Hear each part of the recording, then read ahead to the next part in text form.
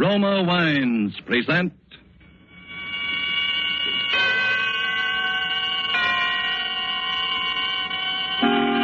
Suspense.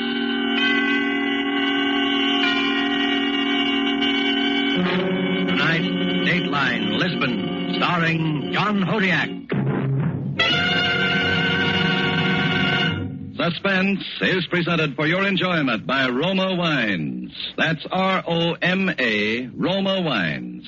Those excellent California wines that can add so much pleasantness to the way you live, to your happiness in entertaining guests, to your enjoyment of everyday meals. Yes, right now, a glassful would be very pleasant as Roma Wines bring you Suspense. This is the Man in Black, here for the Roma Wine Company of Fresno, California, who tonight from Hollywood bring you a star, the rising new film personality whose performance you admired in Lifeboat, and whom you will soon be seeing co-starring with Lana Turner in MGM's Marriage is a Private Affair, Mr. John Hodiak. For our suspense play this evening, we ask you to project time into the not-too-distant future. And so with Dateline, Lisbon, and with the performance of John Hodiak as William Baldwin, we again hope to keep you in suspense.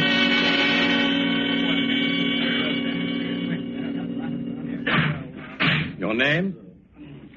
William Baldwin. Occupation? I was a foreign correspondent. At the time, that is, of the murder with which you were charged? Around that time, yes. I see. Now, Mr. Baldwin, would you be good enough to tell the court where you were on October the 5th, 1944? I was in Lisbon, Portugal. Can't you be more specific?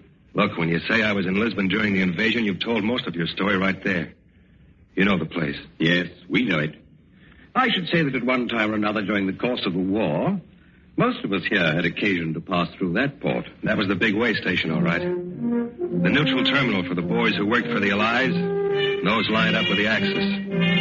You'd see a crowd from the Soviet, anxious to get back to the Eastern Front and the sound of the Internationale.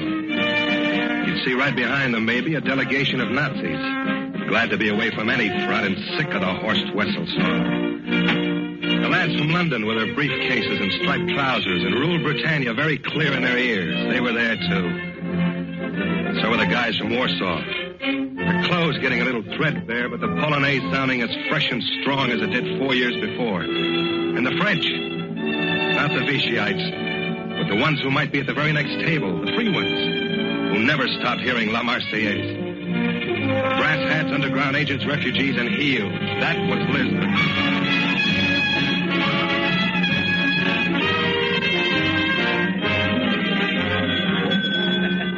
It was about 5 or 6 in the evening when I walked into the lobby of the Hotel de Gama.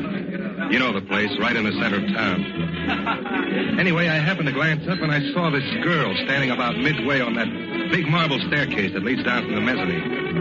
She had a Leica camera up to her face and was drawing a bead on the whole lobby. No, pare, senorita. Suddenly, a little fella yelled up to her to stop. And as he did, a fat guy standing at the desk whipped around. He spotted the girl, too. The next second, he was the scaredest-looking character I'd ever seen.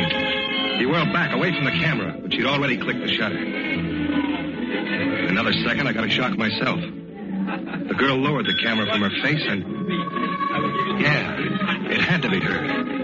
She came down the staircase, winding up the film in the Leica, then started across the lobby, and I was sure it was Terry. I hadn't seen her since I'd left New York, but you couldn't mistake that stride, not even after all those years. Senorita, hace un momento. I walked across the lobby to her, but the little guy, the one who yelled, had a head start. Estuve grosero, pero el tiempo es difícil por los nervios. ¿Verdad?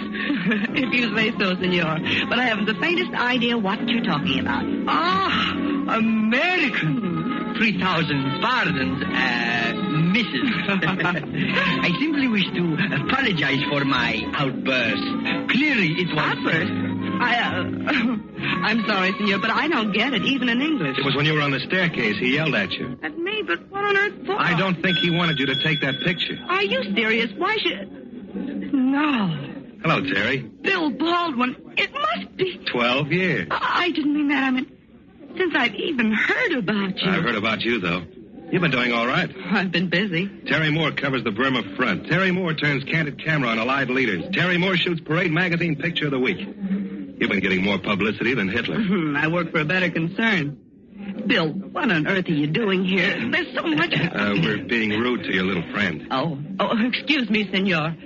You objected to my taking the picture? Oh, no, Mrs. Not at all. That is the point I wish to clear up. Oh, permit me. I am Don Luis Fernando Sanchez Jesus de la Castellano Cristobal. The third. How do you do? But my friends call me Mosca. I can understand why. Yes. Mrs., I should very much like to buy that picture. Buy it? Precisely. Well, that won't be necessary. I happen to have a developing outfit upstairs in my room. I'll run you off a copy myself. That's in case you can't wait till you see it in the magazine. The magazine? This picture you took will be published? Oh, yes. Simply a shot to display the color of the city, the hotel. Oh, I see.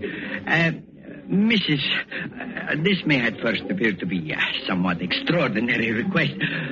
The fact is, I am a great admirer of your work. Oh. And I wondered if perhaps... You could have the original, the negative. Well, yes, senor, I did have that in mind. Oh, do not be concerned. I'm quite prepared to go as high as, let us say, $5,000 in cash. Oh, come now. Well, then let us say 10. What is this, a rib? Oh, no, Mrs. It is an offer. $10,000? You know something, senor? You're insane. But I'm not, and I'll take it. Wait a second, Terry. I don't think I do that. Forgive me, but my proposition was the Mrs. only. You could have put it more plainly. Now, listen, you don't think he wants to pay a silly price like that for just a good view of the lobby? He could get that on one of those penny postcards around I here. don't care what he wants it for. All I know... You don't care what he wants it for because you don't even know what's in it.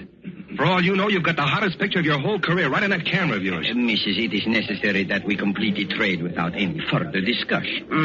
$10,000 in exchange for the negative. That is correct. If you don't mind, senor, perhaps I had better think it over for a while. I'm afraid that will not be possible. The offer is good only now. Then, adios, senor. Well, let us trust you are making no mistake. Hasta la vista, Mrs. Buenas noches, senor. Well, was that stupid enough to suit you? $10,000 right down the drain. How'd you like to make 50? What? I said, how'd you like to make $50,000? There's another guy around here who'd go for that negative. A fat fella. He was standing over there by the desk, right in the center of your camera when you clicked the shutter. I never saw I any... did. And I saw him try to dodge. From where I was standing, it looked like a $50,000 dodge, too. Why, you runt. You were holding out for a bigger price, a bigger cut for you, I suppose. Do you believe that? Oh, I don't know. After all, I haven't much to go on, have I? 12 years is a long time. How do I know what you're like now? What you've become? I mentioned the fat man, Terry, because I think that picture's more important than you'll be willing to believe. Bill, listen to me. I want to know what happened to you. Your articles, your pieces about Europe, they just stopped. So did your letters. Well, there's something you've got to understand, Terry. Your pardon, please. Senorita Moore? Yes, I'm Terry Moore. Yes, you are wanted at the front desk, please. Front desk? What for? I do not know, senorita. If you will follow me. Want me to hold your camera? Thanks, but I think I'll feel better taking care of it myself. Okay, Terry. Hurry back. I'll be right here waiting for you.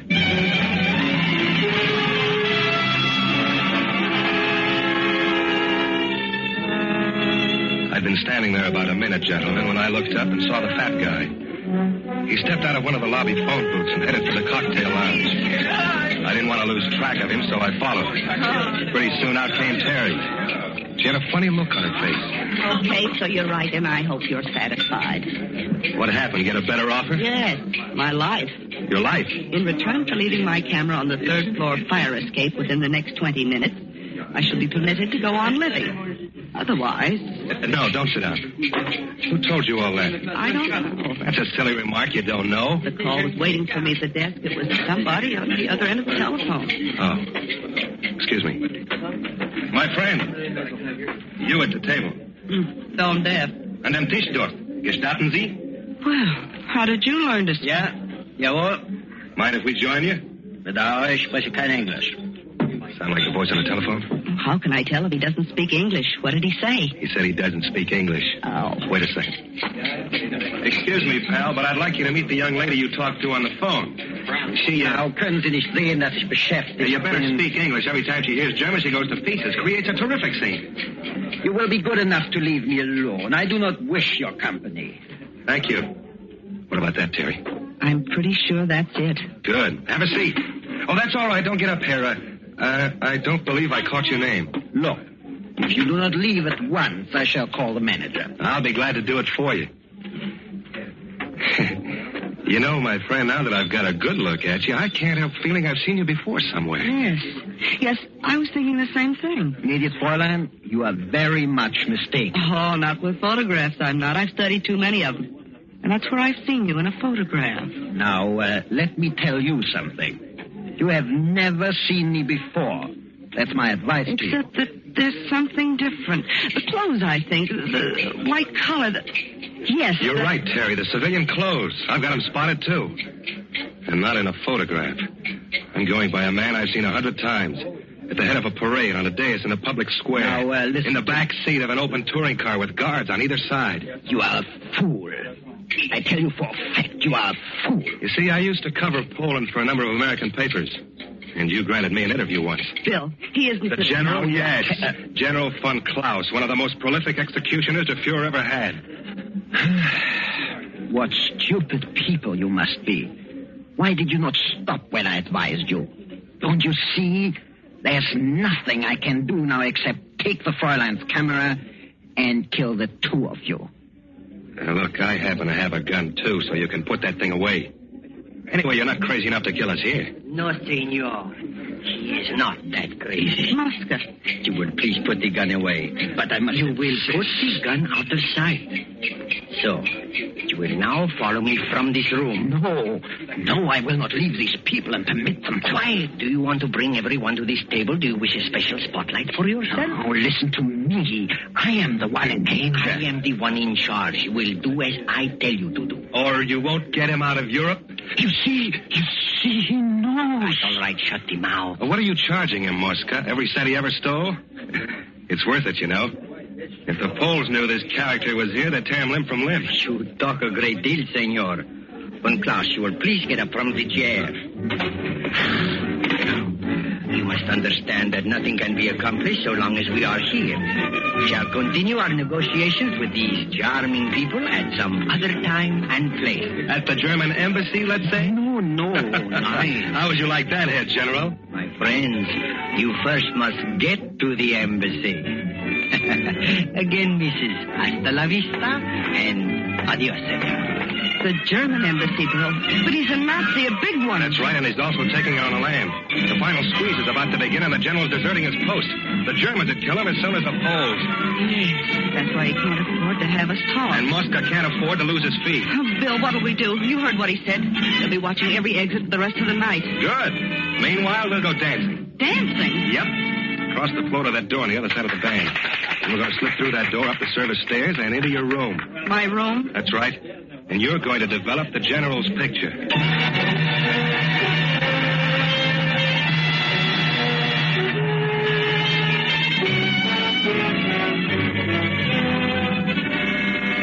Tonight for Suspense, Roma Wines are bringing you as star Mr. John Hodiak, whom you have heard in the prologue to Dateline, Lisbon, by Harold Medford. Tonight's tale of Suspense.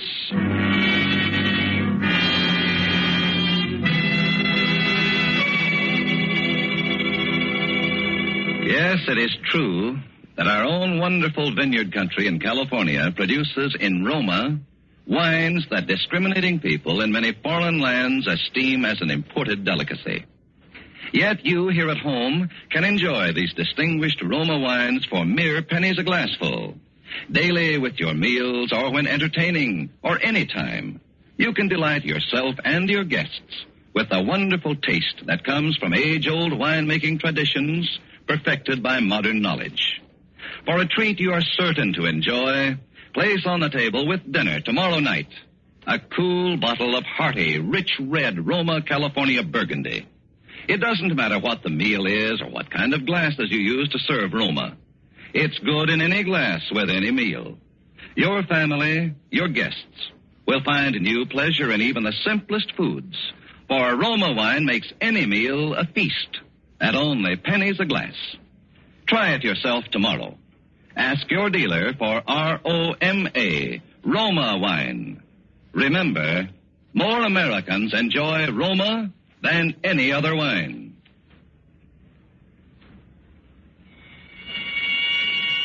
And now it is with pleasure that we bring back to our sound stage Mr. John Hodiak as William Baldwin, a man on trial before a jury of his peers in Dateline, Lisbon. A tale well calculated to keep you in suspense.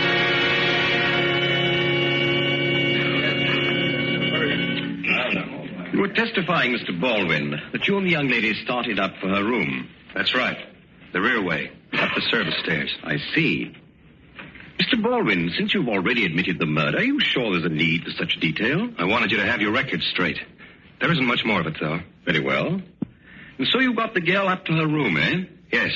I remember very clearly. We stepped into her room. I shoved the bolt across the door. She switched on the light. And she went straight for her developing stuff. A tray, an MQ tube, the hypo, the usual paraphernalia, and went to work. I knew what was in her mind. She was going to develop that picture and get out of there as fast as she possibly could. She was scared, I guess. Then while I stood there watching her, she stopped. For about half a minute, stared into space. Bill. What is it, Terry? You haven't said anything about going home, going back to America. You've been over here so long, Yeah. Say, you'll want those lights off when you start to develop that thing, won't you? Yes. Well, give me the signal when you're ready, huh?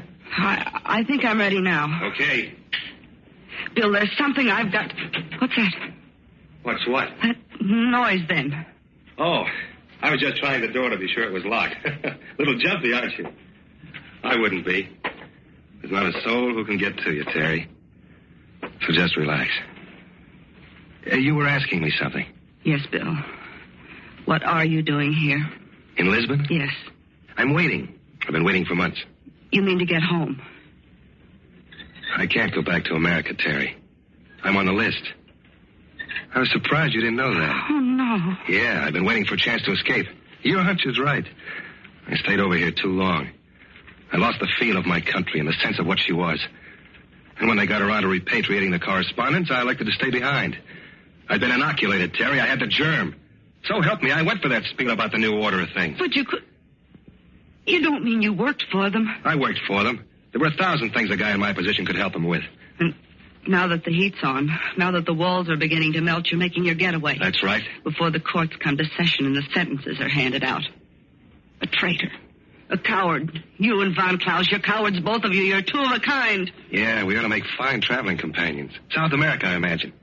Oh, he and Mosca don't know it yet, but that's how it's going to work. You see, the way I look at it, if Mosca can arrange an escape for Von Klaus, he can certainly arrange one for me. You got the money to pay for it, huh? No, but I've got the picture. Your picture. If that thing's published and if the story gets out, the Senor's Underground Railroad is dead. He'll make a deal for that picture, all right. Let's not worry about that. No, Bill. Surely you understand I'm going to tell this story, every part of it. Oh, I was afraid you'd feel that way. I'll have to make sure you don't. Oh, I see. All right. But you're not going to get this. Terry, get away from that picture. The door. Somebody's opened the door. Baldwin, the picture. Do you have it? Von Klaus. It's safe, General. And put away. You'll find the light switch there by the door, left side. And Mosca. But that door was locked. How did you open it? We didn't, Mrs. We opened this door. The closet. Then you were there all the time. You were listening. We were there when you entered the room. And you've already heard my proposition. What do you say, Mosca? Is it a deal? But of course, senor, of course. And now, if you will turn over the photograph. Yes, senor? You get the photograph when I'm on my way with Von Klaus with the right kind of passport and tickets. And incidentally, how soon can you get me those? I'm in something of a rush. I understand, senor. Would tomorrow... Let's say tonight, in about 30 minutes, in the lobby. Look, why the hesitation? It's very simple. I've got the photograph and I've got a gun. What'll it be? You must know the answer, senor.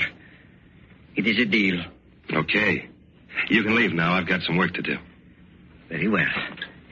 It shall be as you say, senor. 30 minutes from now in the lobby. Von Klaus? There is just one thing unsettled. Yes? The Fräulein. Now, for the sake of security of all, I must insist she be silenced at once. You don't have to insist. I'm taking care of it myself. Now, you understand, Herr Baldwin, in my present situation, I must be very sure of things. Yeah, sure. Meanwhile, I told you to clear out of here. Not till the Fräulein is silent. Don't be stupid. This isn't the time for that or the place either. We can't... No? Then why did you select this time, senor? And also select this place? Yeah. We heard you only a minute ago, preparing to shoot this girl. No. Then why do you delay, Herr Baldwin? Why do you not proceed? That gun again? Come on, General, put it away. For what reason? What does it matter whose weapon we use? And, why don't you make me put it away? He has no weapon. Bill. He has no weapon. I think you better make sure. Go on, he is covered. Your arm, senor. Hold them away, so. There's nothing there. And now I like to know, Herr Baldwin, how you expected to kill the Fräulein if you did not have a gun. Very simple. He did not expect to kill her. Nothing in that pocket. Then why did he say... Why? Because he heard the noise from the closet and he knew that we were here. You remember the moment, Mrs., he said he was trying the door? He knew we had guessed you would come to this room. He knew we were here to finish you both. He was playing for time. He was bluffing. And about the Nazis, about escaping. Lies, a stupid fable to hold us off. Is that not so, senor? Is not everything I say the truth, huh? You're an awfully little guy to talk so big. Oh, I can afford to talk big, senor. I am sure now that you have no gun. You are, huh? What are you doing? Turn loose of him, Baldwin. I'll fire. Go, me. That's it. Oh. Just face Von Klaus. Oh. There. You see, right in his hand. There's my gun, senor. Okay, General, go on and fire. No, wait. Go on. And the way I'm lined up now, your bullet will go straight through Mosca first. Stop moving, Mosca. He will seize the gun. He will... Oh, no. Now listen to me. Listen, I'll say to you now, Baldwin. If you do not release him in exactly 5 minutes, I shall shoot the Fräulein dead. Go on. Oh. And meanwhile, I'll work on Mosca. It'll take not quite more than 5 minutes to strangle it. And you'll have plenty of time to fire. But the chances are great you'll hit him. And he's your only means of escape. Take your hands from his throat. Your one single lifeline, Von Klaus. He's the only guy who knows the ropes and his time is running out. Now, wait, listen. We can make some arrangement. All right, Von Klaus, put your gun on the table. We'll go on from there. No, the gun, no. Your life's going fast, Von Klaus. The one man who can save your neck's getting pretty limp. Put your gun on the table. Whatever else you listen, money, what is it, your prize? How much? Oh, my God, stop. There. It's on the table now. Let him go, Baldwin. Please, let him go. Carry the gun. Yes. Here, Bill. Here it is. Thanks. He'll be okay in a minute. But the gun, what are you? Never mind that. Just tell me your full name. I do not understand what... Answer the question. What's your full name? Maximilian Reinhard von Klaus. Occupation? What do you know? Occupation, I said. What's your occupation? I was divisional commander of police for the district of Warsaw in Poland. At the time, that is, of the slaughter. The, slaughter? The mass executions of May 9th in the year 1940. When your men, at your order, went into the homes of those who weren't cooperative enough and machine-gunned the women and children. What is this? You're standing trial for murder. Standing trial for... You are mad. There can be no trial. There's no judge. I'm the judge, Von Klaus, and those two the jury. Terry Moore and Mosca. But our arrangements, you said if I put the gun on the table... I turned loose of your little pal. Well, I did. That was our only arrangement. And now I want to know how you plead, guilty or not guilty, for the execution of those families. Those families? How would I know those families? You wouldn't know, but I would. That's been my business all these years. Gathering the names of victims. Keeping records on murderers like you. Baldwin, wait, give me a chance. Chance? Those Poles didn't even have a trial. You had them shot in cold blood without even passing sentence.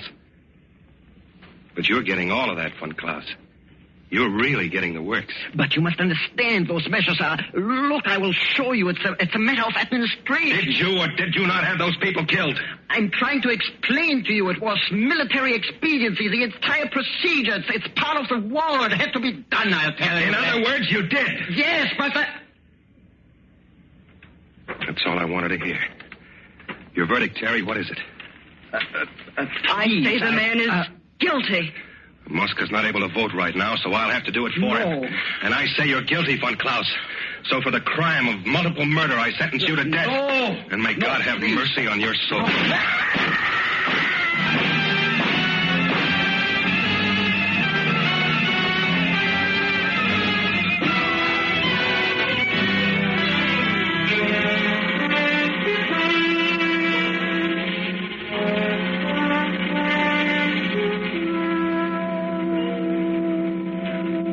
Gentlemen of the jury, the commission of murder has been very plainly established.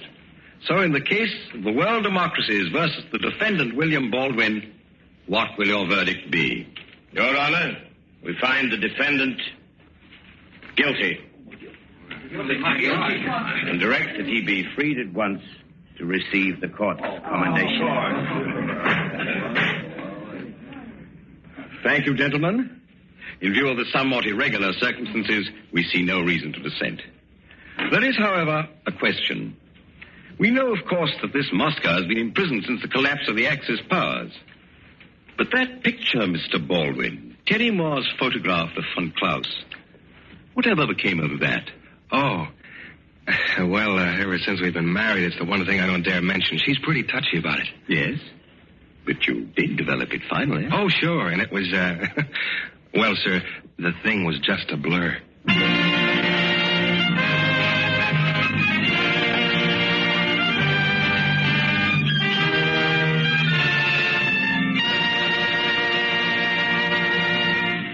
And so closes Dateline Lisbon, starring John Hodiak.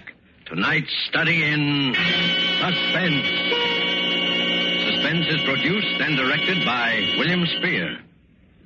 If you are one who does not yet know how much and how delightfully Roma wines can add to your meals, well, let me urge you not to miss out any longer on such a treat as this. There's nothing complicated about it. Just get and serve Roma wine with meals or any time in any kind of glass you wish. Try the many different kinds of Roma wine until you find those you like best of all. Try Roma California Sherry with its wonderful nut-like flavor as an appetizer. Then hearty Roma Burgundy or the deliciously delicate Roma Sauterne with the meal. These superb wines make even the simplest meal a feast. Yet they cost you only pennies a glassful. Get some tomorrow. And if your dealer is temporarily out of Roma, please try again soon. Ask for R-O-M-A, Roma wines. Remember, more Americans enjoy Roma than any other wine. Our government wishes us to pass along to you an important reminder. Winter is just around the corner, a winter in which every kind of fuel for home heating will be extremely scarce. It is to your essential interest to ensure fuel savings right now. Arrange for your fuel supply immediately. Check all your heating equipment now. If possible, protect yourself against loss of heat by seeing to proper insulation, storm sash, and weather stripping.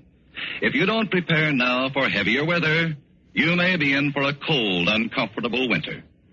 Next Thursday, same time, you will hear Mr. Reginald Gardiner as star of Suspense. Presented by Roma Wines, R-O-M-A. Made in California for enjoyment throughout the world.